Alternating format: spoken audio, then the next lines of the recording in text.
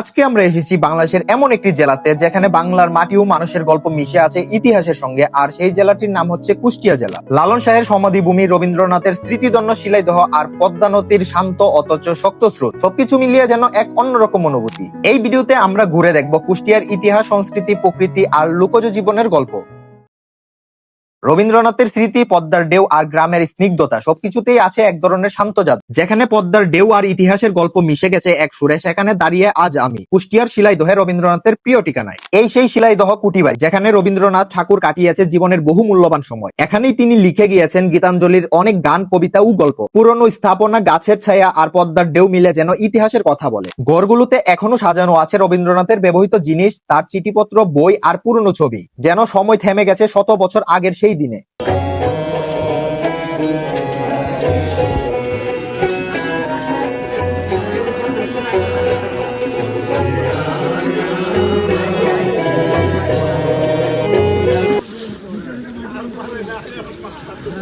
আর কুটিবাড়ির ঠিক পাশে এই বিস্তৃত পদ্মা নদী। বিকেলের সূর্য যখন জলের গায়ে পড়ে তখন পুরো আকাশটা রাঙ্গা হয়ে যায়। একটু নৌকায় করে নদীর মাঝখানে গেলে মনে হয় এটাই হয়তো কবিতার জন্মভূমি। নদীর পারে বসে চা খাওয়া, গ্রামের মানুষদের হাসি, ছোট ছোট ছেলে মেয়েদের দৌড়ঝাঁপ, সবকিছু মিলেই শিলাইদহের সৌন্দর্যকে আরো জীবন্ত করে তোলে।